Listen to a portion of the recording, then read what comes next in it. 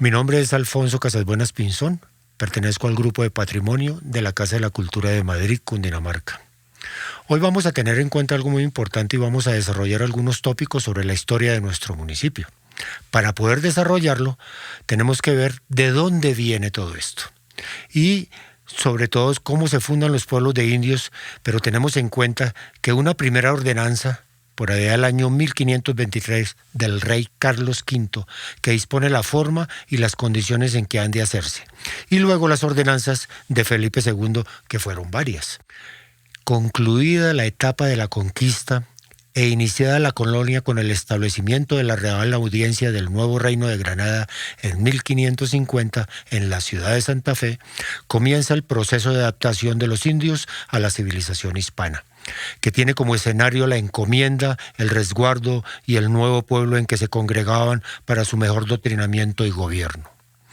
Es así que el 20 de noviembre de 1559 el oidor Tomás López dictó la instrucción.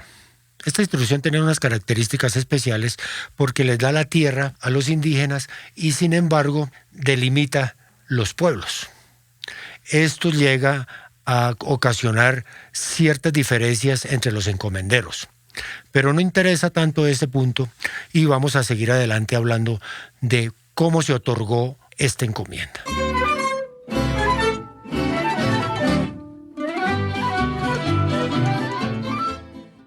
Llega el año 1559, como habíamos hablado, y se hace el primer reparto o partido o repartimento en lo que es la sabana de Bogotá.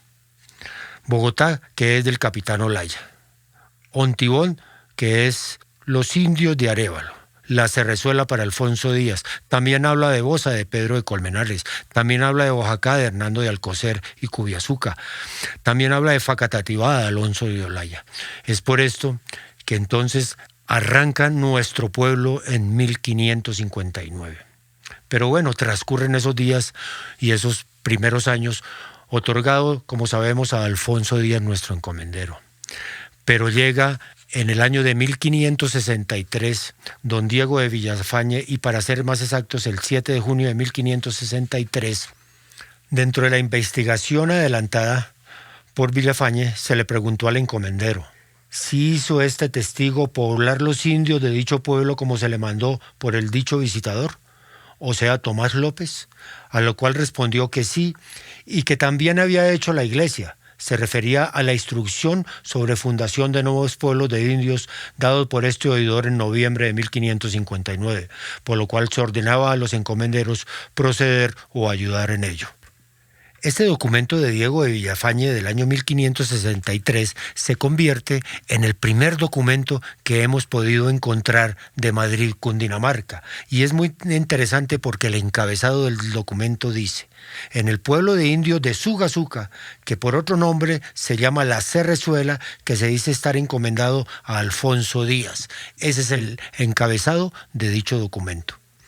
Avanza el tiempo y muere don Alonso Díaz y su esposa, y la encomienda pasa a Jerónimo de Melo, y en 1638 a su hijo Juan de Melo, y hacia 1650 se adjudica a Antonio de Vergara y Azcárate.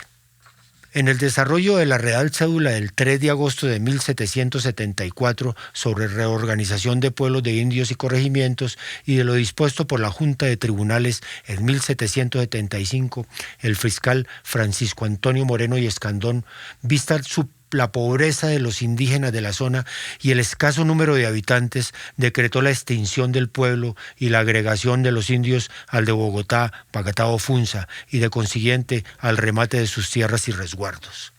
Cabe notar que las condiciones sociales y de salubridad de nuestros indígenas eran muy precarias y por eso desaparece en dicha época el pueblo de indios. Mas, sin embargo, vacante el pueblo de indios, lo adquirieron los vecinos o estancieros, quienes entonces fundaron en él Parroquia de Blancos, hecho que debió de ocurrir poco después de diciembre de 1778, del cual absolutamente no encontramos documentos, constando que Jorge Tadeo Lozano en ese año solicitó su erección.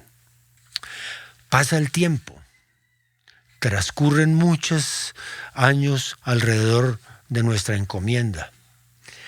Y para ser más exactos, 336 años después, algo que es muy interesante, y después de llamarse Cerrezuela por tantos años, llega a esta zona un personaje que se llamaba don Pedro Fernández Madrí, nacido en Cuba el 13 de diciembre de 1817. Él es un personaje que viene a la estancia del Cerrezuela, mejor al pueblo de Cerrezuela, y tenía unos padres. ¿Cuáles eran los padres de don Pedro Fernández Madrí? Vamos a hablar un poquito de este personaje.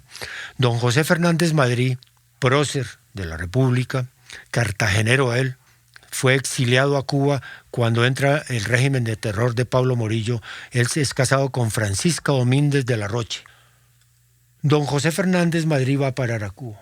Allí nace don Pedro Fernández Madrí. Regresa después de terminado el régimen del terror, se residencia en Cartagena y después va a vivir a Londres.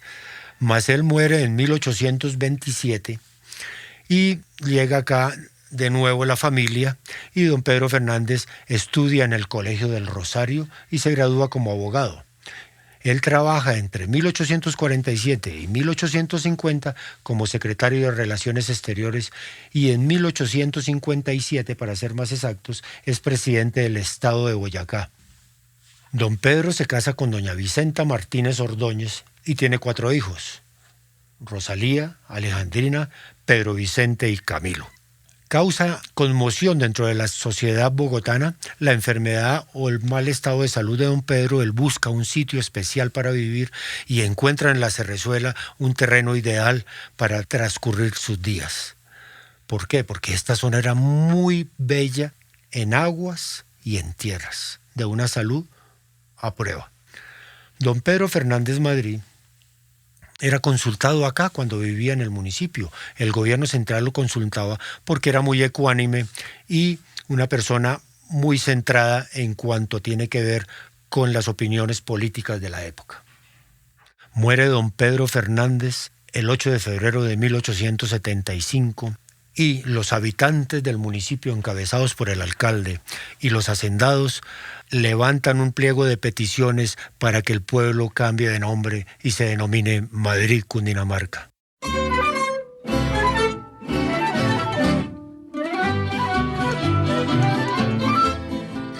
La Ley 14 del 17 de noviembre de 1875, por lo cual se varían los nombres de ciertos distritos, la Asamblea Legislativa del Estado Soberano de Cundinamarca decreta, artículo único, desde el 1 de enero de 1876, el distrito de La Cerrezuela se debe denominar Madrid.